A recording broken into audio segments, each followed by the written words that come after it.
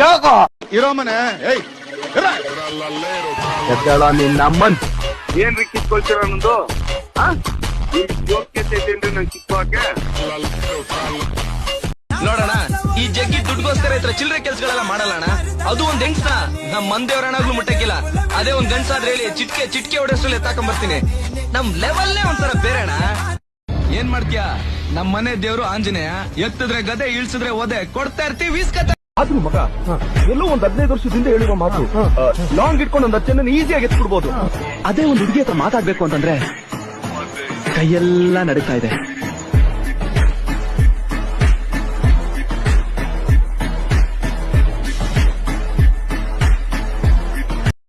ಈ ದಾಸ ಕೊಟ್ರೆ ವರ, ಇಟ್ರೆ ಶಾಪ. ಯಾಕೋ ನನ್ ಕೊಲೆಗಾರನ ಮಾಡ್ತೀರಾ? ನಾನ್ ಮಾಡಿರೋ 99 ಕೊಲೆಗೆ ಇದು ಸೇರಿ 100ನೇ ಕೊಲೆ ಆಗೋಯ್ತಲ್ರೋ.